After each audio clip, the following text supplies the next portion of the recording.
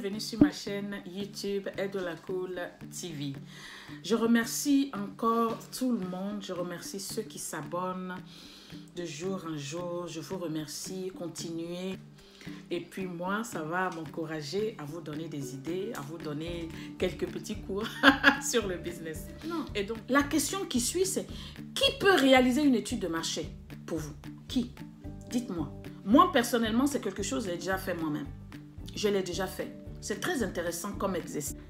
Ici, je me dis, vous êtes sûrement des novices. Vous ne savez pas sûrement. Donc, le conseil que j'ai à vous donner ici aujourd'hui, c'est pour vous dire que votre étude de marché nécessite du temps. Il faut le savoir. Votre étude de marché nécessite de l'argent. Votre étude de marché nécessite une bonne compétence. Ok? Vous devez être calé dans ce que vous êtes en train de faire pour pouvoir poser les bonnes questions. Et quand vous avez la réponse à ces bonnes questions, vous savez que c'est limpide devant vous. Vous savez que votre projet est viable. Ok? Il y a deux alternatives. Donc, complémentaires d'ailleurs, si on veut. Mais vous pouvez vous faire épauler par un cabinet d'études. Il y a de l'argent qu'il faut payer. Vous pouvez vous faire épauler par un organisme. Ça coûte assez cher. Donc, il faut faire vos recherches pour réaliser vous-même.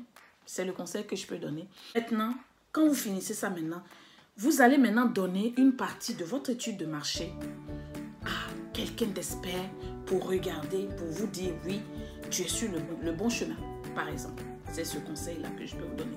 Et ça peut vous faire économiser beaucoup de sous, beaucoup de temps d'ailleurs. Parce que quand on est business, comme on le dit en anglais, time is money. Oui. Donc quand vous êtes, parce que le temps est contre vous, si on veut dire, passer trop de temps à faire quelque chose alors qu'il y a un expert qui peut faire ça en 2 minutes ou 10 minutes, je préfère peut-être donner ça à cet expert-là. Mais il faut faire de votre mieux et puis vers la fin, vous allez donner, quand vous avez fini peut-être, vous donnez maintenant à l'expert de corriger. Là, c'est moins de temps et puis lui maintenant, il va vous valider ça. Ok? La prochaine question, c'est comment réaliser une étude de marché? Comment? En marketing. On doit concevoir ce qu'on a déjà fait, c'est-à-dire on a déjà fait le questionnaire. D'accord? On doit réaliser un questionnaire dans le cadre de votre étude de marché. Vous devez réaliser un questionnaire. Vous devez choisir un échantillon de personnes à questionner. On peut dire aussi en anglais, on appelle ça panel. Vous pouvez faire ça. Ça veut dire que votre target, vous devez choisir. Je vous donne un exemple. Vous voulez ouvrir un magasin en plein centre-ville, et bien vous allez partir au centre-ville pour interroger les gens qui pensent dans cette rue, par exemple, qui sont dans le centre-ville, et savoir leur mind. D'accord? Ce qu'ils ont dans leur mind. Une fois que vous choisissez votre échantillon à questionner, vous devez d'abord maintenant définir le type de questions à poser. Des questions, ça peut être des questions fermées, ça peut être des questions ouvertes, etc.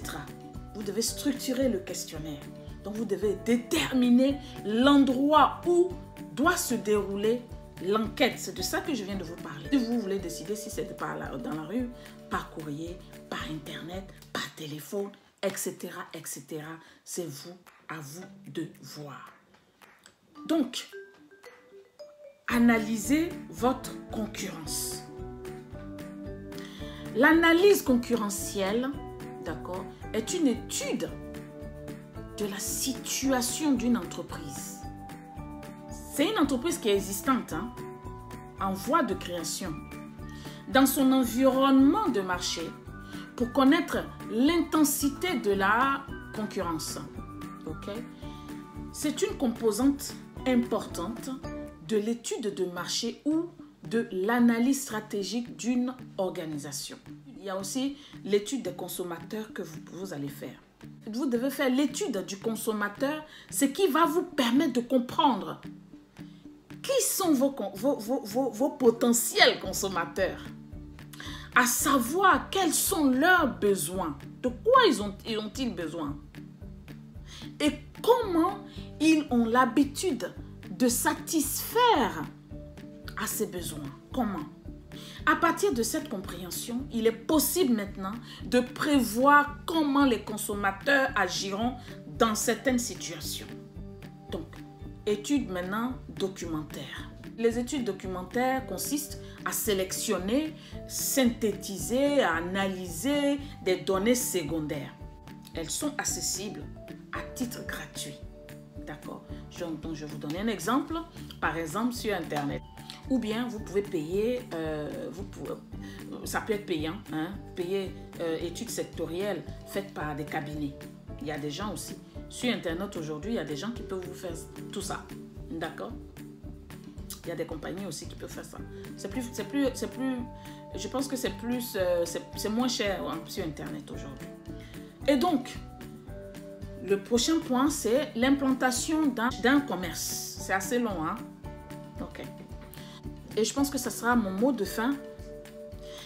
Pour un commerce, les résultats de son étude de marché ont peut-être permis d'identifier une zone géographique sur laquelle la concurrence est inexistante ou très peu présente. Donc, cela peut être à l'endroit où implanter le commerce, à condition que la clientèle potentielle soit présente sur cette zone-là. Vous devez voir tout ça. Et donc, en anglais, on appelle ça, ou bien, bon, je pense que les Français utilisent ça aussi, c'est le test and learn. Et le test and learn, c'est quoi? On teste, hein, learn, apprendre. D'accord? Donc, ça veut dire que hein, cette méthode vise à utiliser l'idée. Les sondages en ligne, des choses comme ça, ça vous permet de faire votre test and learn. OK? Donc, ça permet de connaître enfin, les acteurs, les grandes tendances sur le marché, de vérifier l'opportunité de se lancer, fixer les hypothèses même de chiffre d'affaires. Donc, sur ce, je vais arrêter là cette vidéo et j'espère qu'elle vous a instruit. J'espère que cette vidéo vous a répondu à des questions que vous vous posez. J'espère que cette vidéo vous a plu tout simplement et tout ce que je vous demande, c'est de vous abonner.